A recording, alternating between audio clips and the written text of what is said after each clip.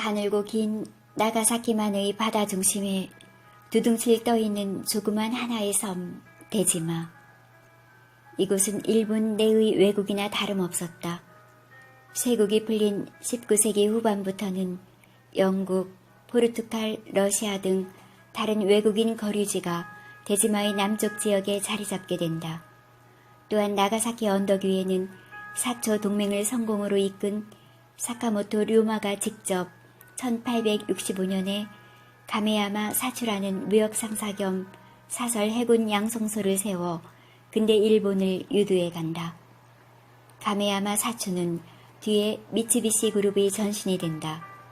세와키 히사토는 에도에 가서 영학, 물리, 화학을 익혔다. 후따 번주는 세와키가 양학에 능통하다는 소식을 듣고 세와키를 초청하여 사쿠라 번청에서 영학을 강의하게 했다. 세와키는 다시 2차로 나가사키에 유학하여 일본 최초의 중두 접종에 참여하였으며 왁부에서 번서 조소를 설치하자 초빙되어 추력 교수 수전이라는 서열에서 수업 및 번역을 담당하였다. 세와키가 외무성에 근무하게 된 동기도 그가 모시던 사쿠라 번주와의 관계가 큰 영향을 미쳤다. 후따가 르주의 수자가 되고 이어서 외국 사무전임이 되어 일본 주재 초대 총영사 해리스와 외교 교섭을 하는 중에 쇠야키를 막부의 번서 조소에 추천했던 것이다. 쇠야키는 말하자면 전형적인 막부 말기의 양학자로 메이지기 양학 지향자들의 큰 길라잡이였다. 당시 일본의 유일한 영문법 필독서였던 이길리 문전은 바로 쇠야키가 번역한 것이다. 이 책은 원래 나카야마 만주로가 귀국 시 지참하고 왔던 책이다. 80쪽밖에 되지 않은 이 영문법서는 개성사에서 5판까지 발행하였는데 당시 일본에 미친 영향은 실로 지대한 것이었다. 그뿐인가 그가 번역한 서양 철화 공주 조편은 네덜란드에서 근대 철제 기술을 상술한 최초의 저서였다. 내용은 총포 주조가 근간으로 이 책이 번역됨으로써 대포 제조를 목적으로 한 미토번의 반사로가 축조될 수 있었던 것이다. 요코하마 영사관을 나온 세아키 이사토는 거기서 미국 우편선 코스타리아호를 타고 나가사키에 도착했다. 그곳 러시아 영사관의 오라로우스키 영사에게 면회를 요청했으나 한 하인이 나와서 영사는 그제 아침배를 타고 요코하마에 출장 갔기 때문에 만날 수 없다고 했다. 하는 수 없이 영사를 만나는 것을 포기하고 배 한 척을 빌려 자기가 타고 갈 러시아 운송선 야포네토로 직접 가기로 하였다. 야포네토는 방금 수리를 마치고 마침 블라디보스토크로 출발할 작정이어서 쇠아키는 그 배를 타기로 한 것이다. 1870년대까지 연해주 해역에서 활동하던 러시아 수송선은 범선 만추로, 야포네토, 증기선 아메리카호 등 세 척이 전부였다. 쇠아키가 타고 갈 야포네토는 2년 전 12월의 보수 때문에 블라디보스토크에서 나가사키 독에 보내졌던 선박이다. 그때까지 블라디보스토크에는 독이 없었기 때문에 배의 수리를 위해서는 나가사키까지 와야만 했다. 쇠아키는 선장 오스토르스포프에게 면회 신청을 하였다. 자기 방으로 와주기를 바란다는 전원과 함께 한 사관을 따라 그의 방에 인도되었다. 방에 들어서자 오스토르포프 선장은 만면에 웃음을 띠고 반갑게 걸어 나오며 악수를 청하고 의자를 권했다. 선장이 먼저 말을 꺼내고 모로오카가 통역을 맡았다. 당신들이 편성하게 된다는 보고는 요코하마 주재 우리 공사로부터 들어서 잘 알고 있습니다. 이제부터 많은 신세를 지게 될 것 같습니다. 이렇게 호의적으로 대해주시니 감사합니다. 이 배는 언제쯤 당항을 출발합니까? 사흘 후쯤 될 것입니다. 여러분이 거처할 선실도 미리 마련해뒀습니다. 아직 시간이 있으니 천천히 준비하시고 선실도 구경하시기 바랍니다. 선실도 물론 구경하겠지만 같이 항해할 사관들도 소개해 주시기 바랍니다. 물론이지요. 자, 이쪽으로 오세요. 선장은 앞장서서 세와키와 모로오카를 데리고 다니며 사관들이 방을 녹화하며 일일이 소개하고 선실에 들어가서는 손수 서랍을 열어보기도 하고 수납 공간의 용처를 설명하기도 했다. 또다시 선장실로 돌아와 차와 과자 등 진귀한 것들을 내놓으며 최대한 환영의 뜻을 표했다. 다음 날 아침, 러시아 사관 카레오닌이 쇠약 일행이 머무르고 있는 여관까지 방문하여 야포네토의 출발은 이틀 더 지연되었다고 통보했다. 쇠야키는 그를 만난 김에 하나라도 더 알고 싶어서 말을 걸었다. 블라디보스토크는 쌀 한 대에 얼마나 합니까? 한 대에 25전은 하지요. 일본보다 배는 비싸지요. 그러나 지금은 이렇게 비싸지만 2년 내에 가격이 훨씬 내릴 것입니다. 근래 여러 나라로부터 수입이 경쟁적으로 벌어지고 있으니까요. 사관께서는 지금 여기서 무슨 직책을 맡고 계십니까? 저는 나가사키에 오래 거주하여 일본어를 할 줄 알기 때문에 러시아 정부로부터 통역관으로 임명되었습니다. 그럼 사관께서는 블라디보스토크 사정도 잘 알고 나가사키 사정도 잘 알겠군요. 그럼요. 아마 저만큼 양쪽 사정을 잘 알고 있는 사람도 드물 것입니다. 아시다시피 이곳 나가사키는 일본 내의 외국이지요. 일본인들이 지식에 대한 갈증은 참으로 존경스럽습니다. 서양에 대한 새로운 지식을 하나라도 배울 수만 있다면 무슨 일이라도 하고 어떤 희생이라도 마다하지 않을 국민이니까요. 신지식에 목말라함은 젊은이들이 구름처럼 쇄도하고 있습니다.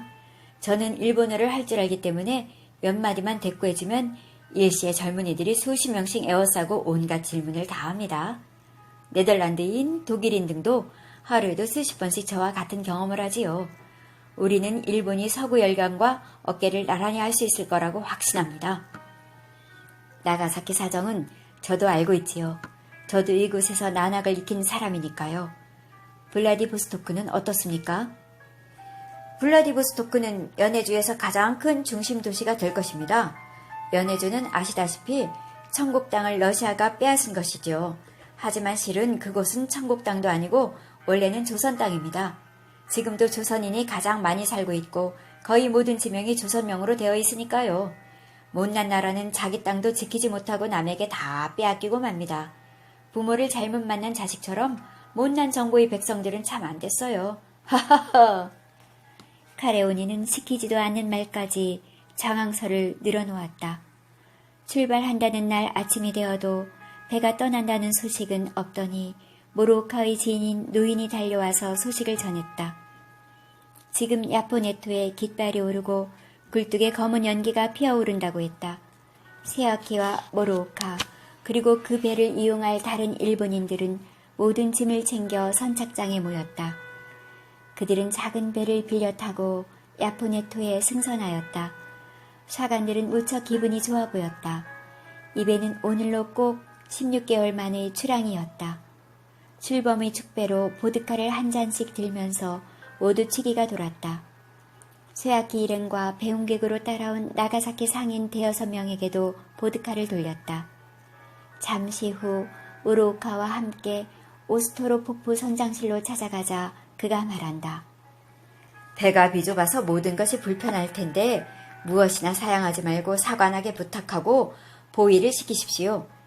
그런데 일본은 러시아와 이웃하고 있는 나라인데 무엇 때문에 러시아와 친하게 지내지 않는지 모르겠군요. 일본이라고 친하게 지내지 말라는 법이 있겠습니까? 저번 달 선박 문제로 어떤 사건을 부탁한 적이 있는데 그때도 거절당했지요. 무엇인가 오해가 있어서 선뜻 응하지 않았을 것입니다. 작년부터 사할린 문제로 일본과 러시아가 이러쿵 저러쿵 말이 많지만 그 땅은 러시아가 차지해도 일본이 차지해도 별로 보탬이 될 곳이 아니지요. 드디어 야포네토는 1875년 4월 16일 오후 2시 반부터 닻을 올리고 기세 좋게 나가사키 항을 출발하였다.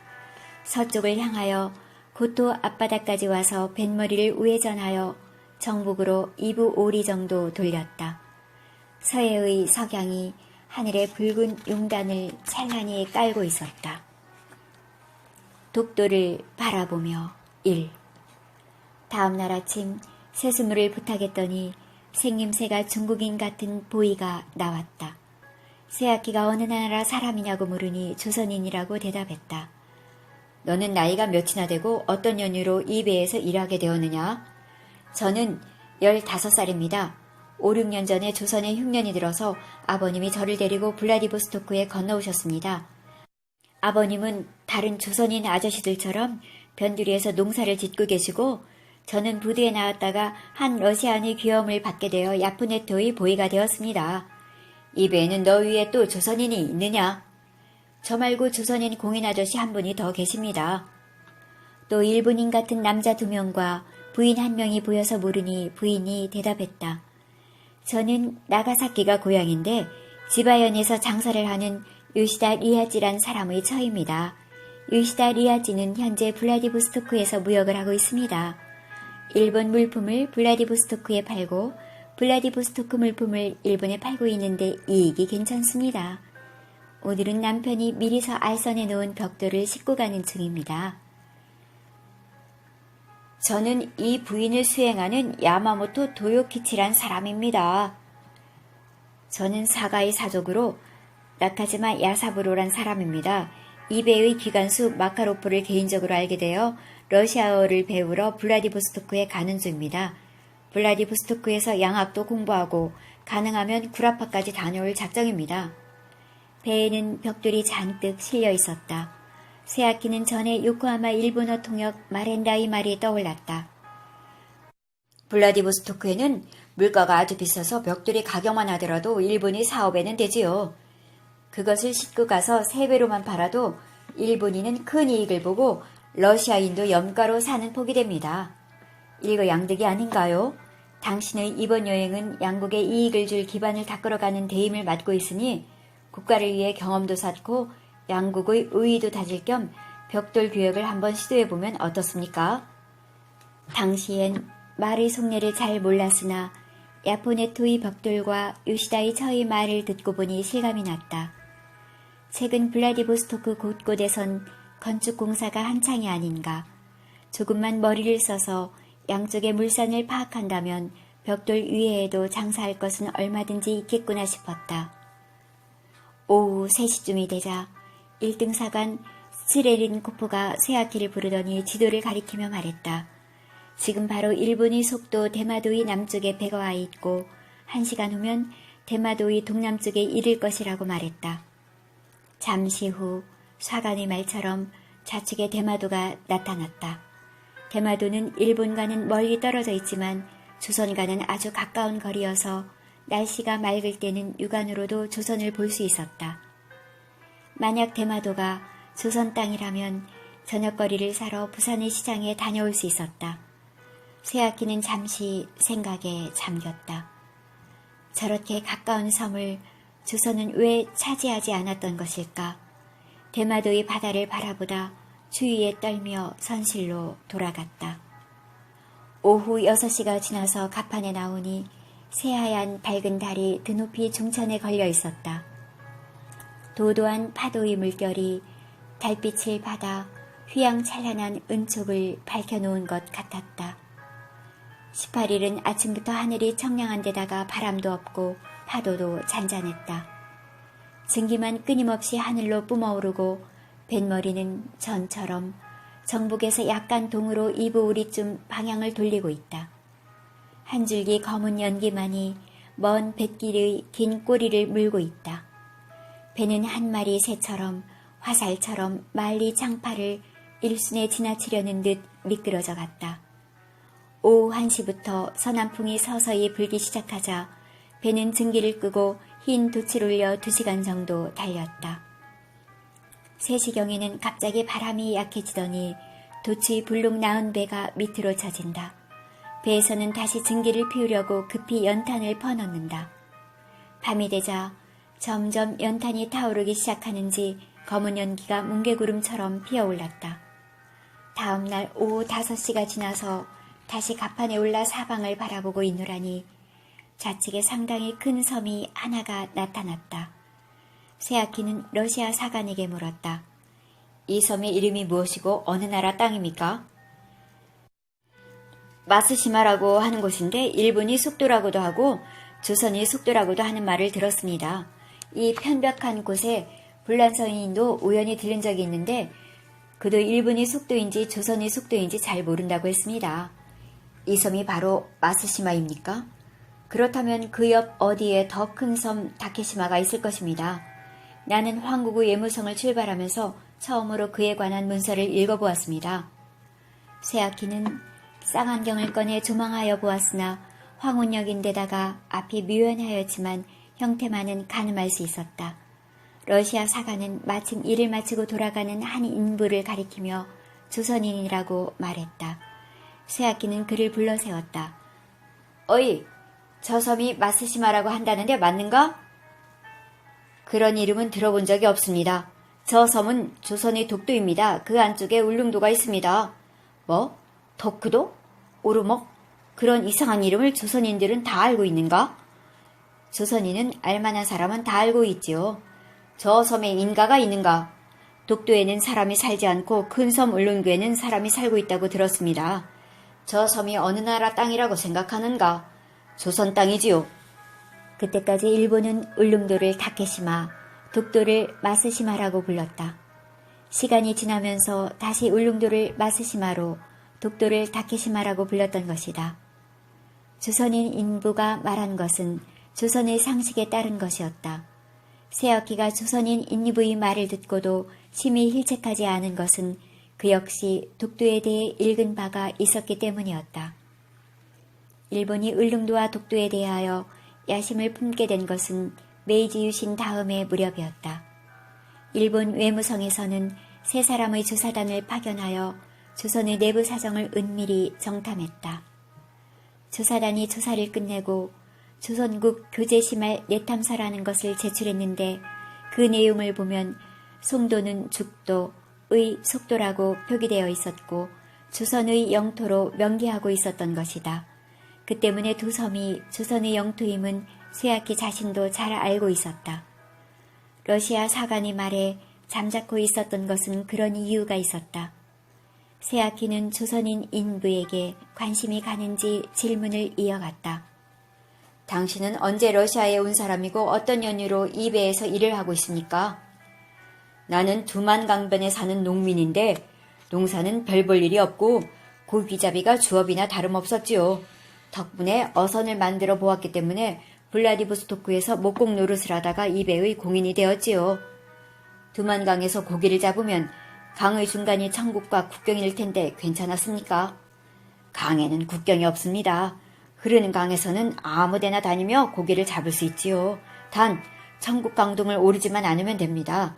천국인들도 마음대로 고기를 잡되 조선 강둑을 오르지만 않으면 상관없지요. 강에서 만나면 서로 인사하고 지내지요. 세아키가 조선인에게 관심을 보이자 러시아 사관은 조선인은 사기여 이익이 없다고 어서 보내라고 손짓한다. 다음 날은 날씨가 몹시 춥고 바람이 차가웠다. 사관들의 말로는 곧 블라디보스토크에 도착할 것이라고 했다. 세아키가 갑판에 오르니 큼지막한 우박이 갑판 위에 어지럽게 떨어졌다. 자세히 보니 긴 사각형도 있고 동그란 것도 있었다. 이상하게 여겨졌지만 한지의 우박은 원래 이런 것인가 보다 하고 넘어갔다. 다음 날 오전 해가 중천에 떴는데 갑판에선 전날에 본 우박이 더 심하게 흩어져 있었다.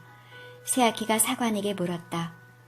맑은 날에 이런 이상한 우박이 내리는 것은 무슨 연고입니까? 이 우박은 하늘에서 내리는 것도 아니고 땅에서 날아오는 것도 아니지요. 도치 쇠사슬이나 끈 같은 데에 이 지방 명물인 안개가 얼어붙었다가 떨어지면 이런 우박이 된답니다. 그렇습니까? 난 이 우박이 하늘에서 떨어진 줄 알았습니다. 그러면 그렇지. 무슨 우박이 둥그런 것도 있고 사각형도 있나 했지요. 둘은 한참을 웃었다. 추운 지방에서는 차가운 안개가 돋치며 나무에 앉아 얼어붙으면 그것이 하얀 눈꽃이 된다. 때문에 산천이나 호수에도 나무란 나무는 온통 하얀 눈꽃이 피어 흰꽃 축제가 벌어진다. 하지만 견문이 좁다면 그러한 상식적인 문제에도 당황하고 웃음거리가 되기 십상이었다. 사관과 말하고 있는 사이에 오후 1시가 되었다. 사관은 북방을 가리키며 블라디보스토크의 산이 보인다고 한다. 고개를 돌려보니 근시 아닌 세아키의 눈에도 바다 위에 우뚝 산이 보이더니 금방 블라디보스토크 항구가 보였다. 좌우에는 작은 섬들이 있는데 곳곳마다 울창한 숲이 들어차 있다. 항구로 들어서자 삼면이 높은 산이고 한 면만 바다에 접해 있었다. 입구에는 조그만 섬이 하나 있었다. 그 섬은 마치 주머니 속에 있는 것 같았다. 참으로 편안한 느낌을 주는 양항으로 일본의 나가사키 항과 흡사하다고 생각했다. 지루한 닷새간의 항해 끝에 드디어 나가사키에서 블라디보스토크에 도착한 것이다.